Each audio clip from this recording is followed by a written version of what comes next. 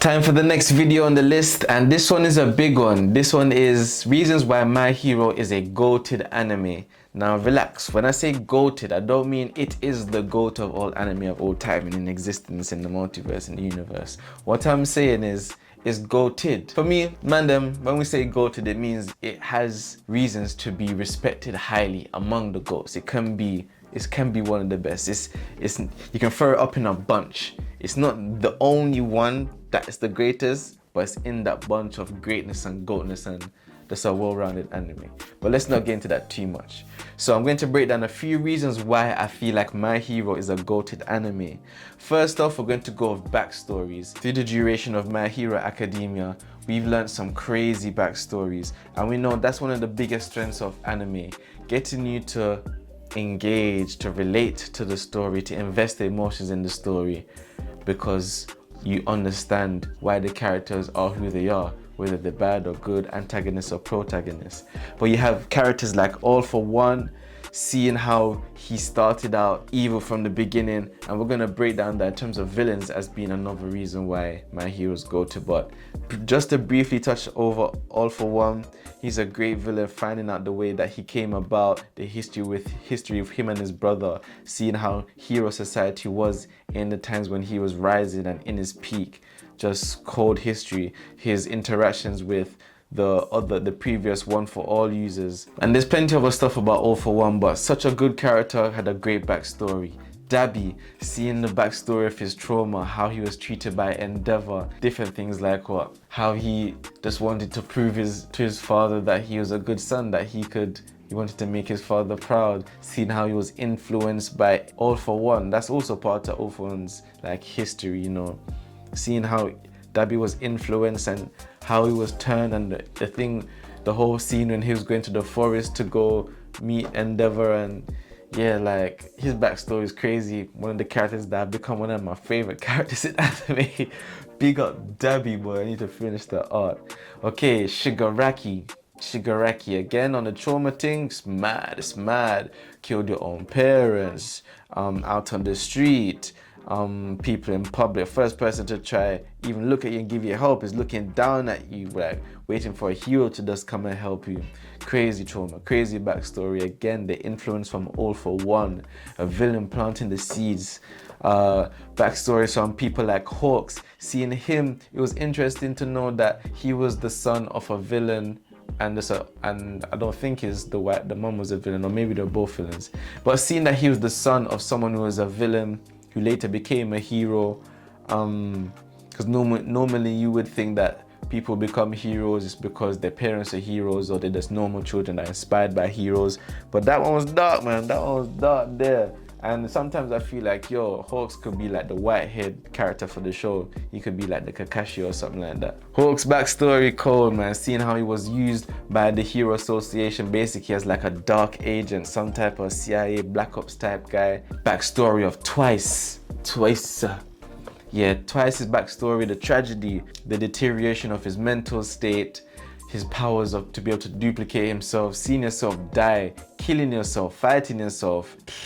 We say that as metaphorically, but this guy was doing it actually to himself. But yeah, crazy backstories. People like Spinner, the bullying of being a heteromorph, of having a heteromorph type quirk, looking different. Yeah, I think he used to be stoned as a child, run out of the community. A lot of these were villains anyway, other than Hawks, but you're seeing why they became who they were. People like Gentle Criminal.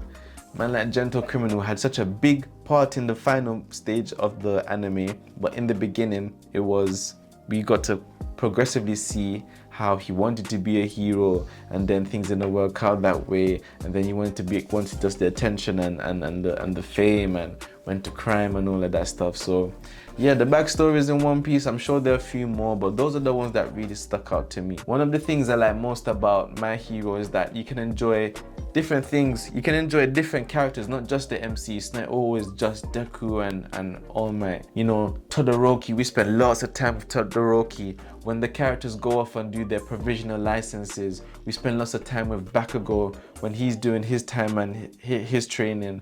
We get to see things from his perspective, how when he was talking about when he's reminiscing and he's talking about seeing Deku come through and his progression. Even though Bakugo can be annoying with all the shouting and stuff, he's still an engaging character. Love him or hate him, he's going to evoke some type of emotion from you. Ingenium is another cool character. Yes, he's like the class rep. Yeah, just seeing his vibe over time. Ingenium's a cool character, nice support cast. Best Jeanist, people like that, characters that pop up and have cool moments. A lot of these characters have had other cool moments. Todoroki and his fights, Bakugo and his fights, Ingenium had his moments. Best Jeanist had his moments. Popping up for the final arc when everyone thought that he was dead. What else is there? Ingenium, his moments like, what would you say? His fight against Mudman, fight against Dane, his role to go and get All Might when USJ was being attacked by the villains and only Aizawa was there to defend them. Again, support characters like Hawks, his backstory, his aura, Endeavor, when we get to spend maybe like 3-4 episodes with them and the whole Nomu investigation. It just shows how strong an anime is when you can spend so much time and almost have different characters lead the show for a certain few minutes or episode, and yeah, for a long time. Characters like Aizawa, cold support character, the teacher, the cool, calm, collected, intellectual, methodical character that's on smoke. The teacher, Uraraka. Yeah, Uraraka is a character who every season she has a lot of significance, whether it's the character development of her and Toga, her relationship with Deku, her training just to become a better hero and use her quirks better. Characters like Fat Gum, Kirishima, Red Riot, when these guys are popping up and having their moments, it's just showing you how full the roster is of significant characters. And again, even if you're looking at the villains, other significant characters that have moments like All for One. Next one we're moving on to now are the villains in My Hero. Every good action story needs good villains. Every story with a villain needs a good villain. It's either a villain for me is usually someone who is redeemable, because somehow you can relate to them. You have the villain who is irredeemable, they just love doing evil, they're too far gone. And then you have the villain who is just bad from birth, in terms of they just have no feelings, they can't be reasoned with. Either they don't have speech or mental capabilities to reason and talk, or their mind is so warped, what they do is just a way of living for them, like how animals hunt or animals breed. That's just their way of living. But anyway, some of the villains that I really took note of in My Hero, All for One. Let's start with the big one. Yo. This guy's been alive for decades, smoking heroes, putting society under pressure, just destroying, just running things. Even after the fight with My Hero, the one that destroyed his face and destroyed on my side, he was still scheming, planning to get back on top. Like, he didn't think that, that's my I'm out the villain business now, let me just make my money on the low, or now that's all long, that was too much. Nah, bro, this guy still wanted to dominate everything. Like his name says, all for one, everything just for him. The amount of planning he did, from having the plant like, what's his face, naval laser, or even I think he has some type of influence in terms of making Endeavor late to go and meet Dabi, so he never got to meet Dabi on time. Having seen him plan for so long over the different Nomus and building a different body to switch consciousness into, so that he can stay immortal basically. Yeah, this guy basically wanted to have immortality and the perfect body so he could have everything forever. Like, that's probably option 3 out of the villains that I said before, boy. That's just his nature, just to have to eat everything.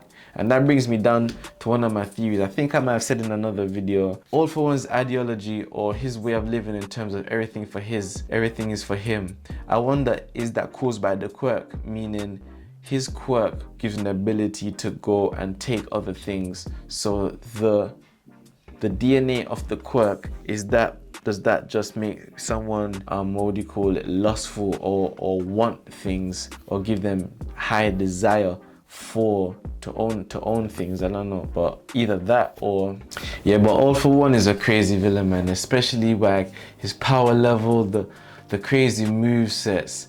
Even his speech, his dialogue is cold. When he's boying some of these people is like the way he sees himself above other beings, sees himself as a higher being is crazy. And that's just the first villain. Shigaraki, one of those villains that you would think is could be redeemed, or you think is relatable, that you could reach out to him, seeing his backstory so you understand why he is the way he is. You see his conviction, how far he's gone to complete his goals, his powers, his moveset. Then again, also his loyalty to the villains, to the people who share his ideas. He's definitely loyal and definitely caring. For people who he considers his friends, yeah, he's a strong bum, man. He protect them, he fight for them, and he has empathy for them. Ooh, villains like Dabi. We know his whole story, the trauma caused by Endeavor, and then the influence from All for One. So it's like that his whole life is dark, everything just mad. Skin burnt off, grafted, held together with staples. Man, it reminds me of like Darth Vader when Palpatine left him in the armor. He could have given him a more sophisticated, more comfortable suit, but Palpatine wanted to keep him in pain and agony to help fester, to help mold the dark side and the hate and misery inside him. That kind of reminds me of Dabi. I'm sure that Doctor and All for One could have done something about that man's skin, boy. But next up, people like Twice. Even Dabi as a villain, even emotions aside, his fighting, his abilities, the threats he gives us, the fights he gives us, cold. Twice. He's more about backstory, seeing how he is a villain. One of those villains that you think is redeemable, is relatable, option 1 or 2. And he's just like, sometimes you just feel sorry for him, but you understand what a threat he can pose when he does things like Sad Man's Parade, and can basically suffocate a whole community, bro, just from numbers and sheer mass. The next one I want to move on to are the Nomus. Now, Nomus at first, when I first saw them, I was thinking, man, is this just some type of super strength zombie cat character, brainless? But then, as the series goes on, they are a bit diverse in terms of their powers and designs and their capabilities. But with the ones with limited speech, I did kind of see their significance in terms of so many Nomus had quirks that used to belong to different heroes, and that was meant to see. It gives you more emotional connection between the heroes and the Nomus they're fighting. So everything, there's a lot more emotions invested in the series and the plot.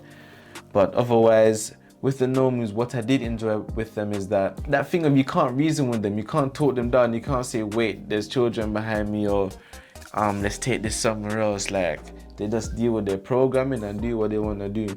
And people can't be reasoned with. Are very dangerous, boy, because it is unpredictable. All right, next up is you could say like a subheading underneath villains, and this is the main villain, All for One. Some of the biggest things I just noted about him is the threat level, the power level is crazy. He's literally the only one that can do anything with him was All Might and Deku. At certain points, how menacing he was, the fact that he defeated multiple All for One users over generations, so that left him at least 120 years old. If a man's dominating generations for society, I mean, people are growing old and dying, like going through the whole school life, going from a kid talking and hearing about All for One on the radio, still smoking guys, and then going through seeing it in the media as a teenager, and then going in as an adult, hearing on the news, and then maybe affecting you at work and whatever, and then going for your old age and still hearing All for One smoking guys. It's like, won't this guy just give up, bro? What does he want? Yeah, just the fact that he's been there relentless for so long. He's trying to do like some emu thing. He's literally trying to do an emu thing. So he wants to put his body with the up no fruit, aka no fruit, aka transfer consciousness, no quirk, to Shigaraki, so you can live forever and dominate the whole world. Alright, yeah, again, all of that is just to point out the relentlessness of this man. Your face is smoke. Your face, basically, let's go there. Your face is gone, bro. What do you still have left to prove? And I'm surprised you couldn't find some ability out there to give you a new face. What else? Yeah, how organized this man has been, from creating a Nomu, being undetected for so long. Even helping the Doctor in different ways to live longer. What else? Having the mole in naval laser. Yeah, man, this guy was on some puppet thing, I cannot lie. Like, moving like Madara and the Akatsuki. Straight up puppeting. But yeah, the irredeemable villain is very cool. When you know that there's no chance of the talk no jutsu happening, or you know there's not going to be some heartfelt fight in this character's last moments, just even to the end, I feel like the way he died in the anime and in the manga was just cold, man. Him as a baby that's still wanting more. Makes you think. Next point is the philosophy of My Hero Academia. When I say philosophy, I mean quirk society, hero society. You know, there's the whole quirk doomsday theory where they believe that all quirks are going to merge to a point where it's uncontrollable and destroy all of quirk society, Japan, maybe the world. And seeing how things changed over time from when quirks first came on the scene, and seeing how even society kind of grew, all for one at that time, how people's ideas have changed from heroes being established. So that means quirks went from being a new thing to being accepted, to being in society, to being accepted as being used for police force and constructive things. So now we have heroes in society, and then now you have villains. But then the philosophies among the villains and the ideas, the philosophies are different for lots of people in My Hero. You have quirkless people, what does quirkless? So those can be outcasts as well, and they're so rare that Deku's the only one and almost the only two that we've seen in the whole series so far that we introduced to. What else? In philosophy, in terms of philosophies changed, where when quirks first came around, it was strange for humanity, and then it was accepted up until a point where it became a part of the governance, like social governance and the policing system, and the hero system was established. And then among the heroes, so now it's acceptable for quirks to be used in force to uphold the law. So then, okay, villains are like, okay, I'll use my quirk to break the law. But then again, you even have people like the Meta Liberation Army who just want who want the world to be won by a quirk society, to like want quirk governance for the whole world. So it's different, strange to see. It's different and strange to see. And then you even have people like in Japan, people in America who are seeing what's happening in Japan with Shigaraki, and even though everyone's got quirks in America too, they still don't feel like it's a problem for them, even though this is a quirk event happening. So yeah, the different ideologies of should quirks be used, what's right, even the heteromorph quirks, the ones that change appearance. People still considering, what are you really human? What are you? What am I? Should we separate this thing? Should we stay together? What's acceptable? What's not? That was an ongoing theme that I enjoyed, seeing different views through the anime, 100%. Boom, now we're just gonna slap off some cool character moments. And character moments are those times someone said something cool, did something cool. A lot of these are fights, but I think that I've also tried to choose some which aren't just Deku and All Might centric. So again, it shows how full the roster is of characters and different things that move the story happening. Okay, here's a few. Endeavor versus Nomu, Fat Gum and Red Riot, Aizawa versus the Nomu and the villains, like when the kids are first attacked and he's there by himself, cold moment. Todoroki versus Bakugo, you see the two smokiest people in the class line up. We wish Todoroki used his powers, but then again, that's how it goes sometimes. Toga versus, Midio versus Overhaul. Midio, young, not even a pro fighter, not even a professional hero yet, and you're still fighting against like the head of a whole villain organization. Yeah, that was crazy. Even seeing how he has to use his powers and the drawbacks of his powers just makes it even more techie for him. The whole League of Villains versus the Meta Liberation arc, I'm gonna call it arc, boy. My brethren calls it My Villain Academia, when we just saw bare stuff happening with like the villains and more screen time spent with people outside of the heroes. Shigaraki versus Reed Destro, Mirko versus the High-End Nomu, crazy intense fight. Mirko, big up, she's probably one of the best women in anime right now, she's always on smoke, losing limbs. Todoroki versus Dabi final battle, amazing. Uraraka versus Toga, the emotion and the fight sequence and the spectacle of it. So lots of characters outside the main two main one of Deku have lots of great moments. Lots of great moments. Next one is a brief one. I don't think this is the biggest strength of My Hero, but I do believe when this one does come up, it is significant and it helps the plot. So this one is all about deaths in My Hero. First, let's go with probably the biggest one, which is Sir Nighteye. Now, Sir Nighteye, he was killed during the Hasaikai raid after injuries from Overhaul. You know, and on his deathbed, he's giving more support to Deku and saying how he changed the future and warning All Might about his future. So big significant moment. I mean, that is the sidekick of our main hero, of the main hero in the series, and the most legendary hero in the series. And I think that was just mad to see on screen how it affected everyone, and in the moment he died as well.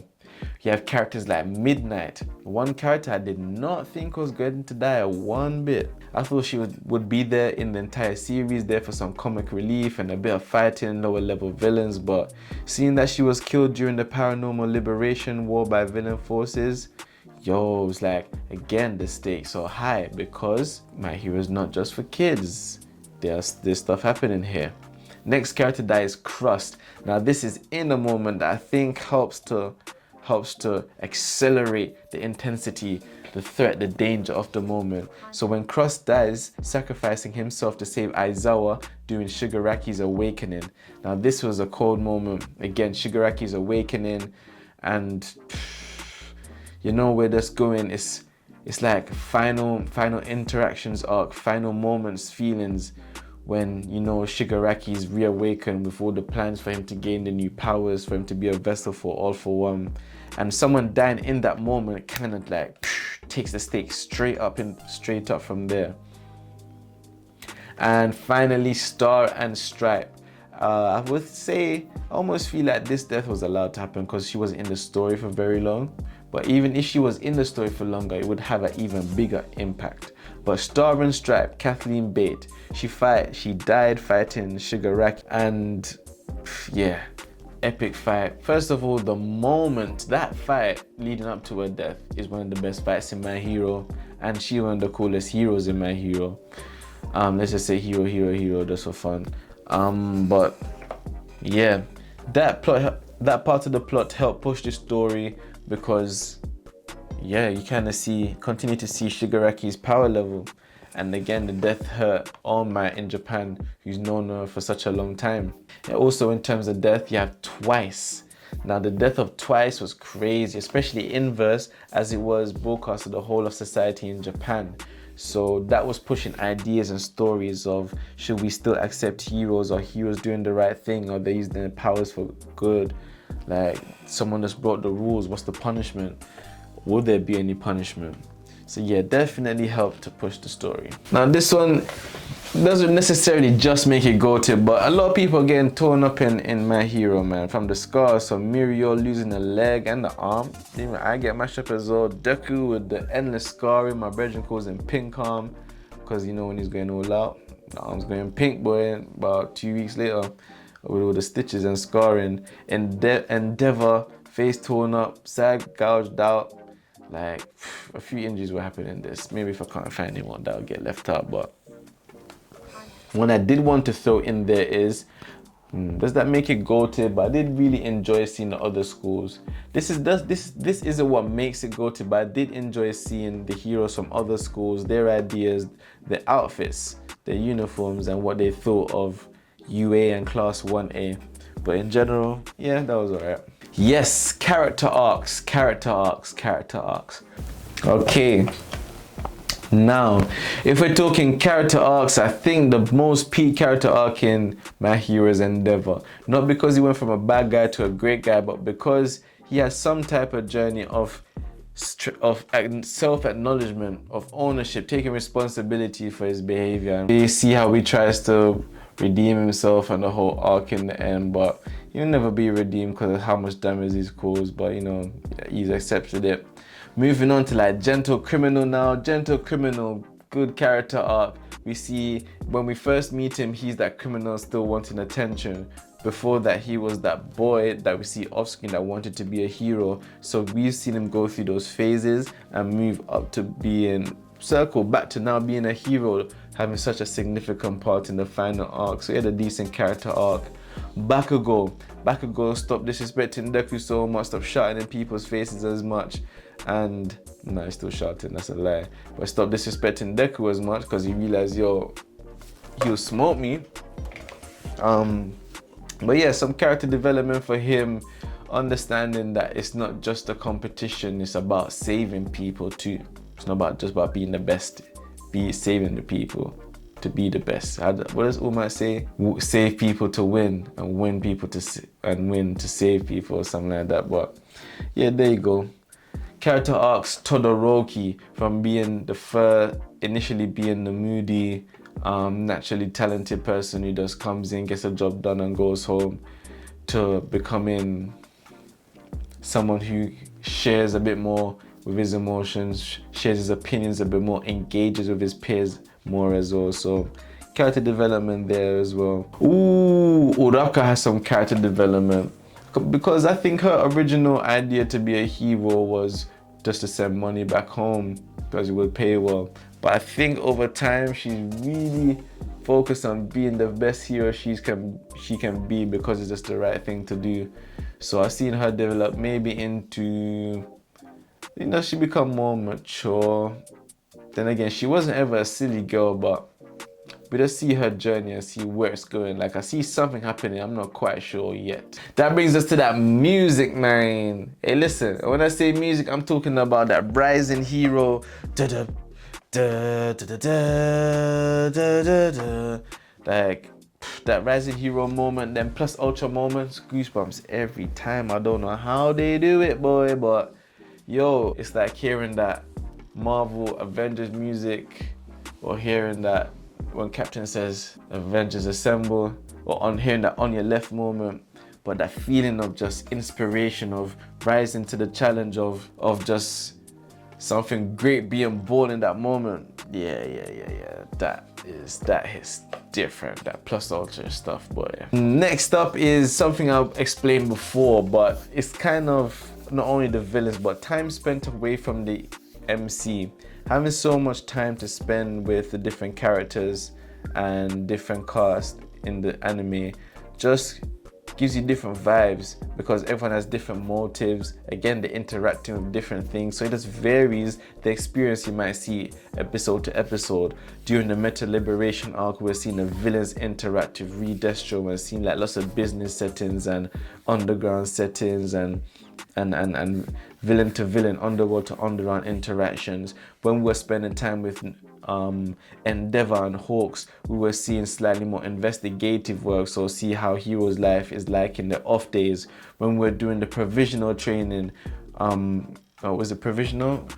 Not the provisional training, when we're doing the trainee arc, when we're doing the apprenticeship, the hero apprenticeship arc, you're seeing what's life like being a hero, seeing how the current adult heroes live their life. So yeah, just the different perspectives within that one show just add to how wholesome it is and how enjoyable it is. Because you know, you don't want to spend every single episode just with Deku, just watching him train, or just watch him do ping pong and then go train. I do enjoy the lore. I do enjoy the lore of the quirks, even though it's only been just over 100 years, I think, since the quirks have started happening in society. I do enjoy how they refer back to this history a lot in the series, whether speaking about All for One or just saying what quirks or what society was like in the past. So I do enjoy the inverse historic references, adds to a bit of world building. Alright, boom. Now the final thing that makes My Hero, well, to be honest, does this count? Kinda does. But this one here is because of that first film. One of the reasons I think My Hero is a GOATED anime is because of that first film and about probably the last arc of that film. From the moment where Nine comes back to get the little girl and everyone's defending them, including Deku, and they do like the double sidekick thing. And then when they finally move on to the fight where Deku gives Bakugo one for all, it's just hearing the slow, relaxed music and then the epic spectacle action that's playing out, and not having to hear the explosions. It just adds some type of majestic epicness, just like yes, like a symphony of war. Just a ballad of war, man. Crazy art, visual art. That singing with that action. Big up the first My Hero film, which is my favorite, and I think it's the best one probably by far. But yeah, there you go for me. Reasons why My Hero is GOATED. Did I forget the comedy? The comedy's cool. Character designs are cool, but yeah, for me, those are the main ones. Character designs are unique. Yeah, I must say, character designs in My Hero are unique. I haven't seen any other anime with a very comparable art style. Maybe Soul Eater is the closest I've seen. But yeah, everything in My Hero is unique, from the way he does the eye shading on certain characters. Yeah, art style is very good.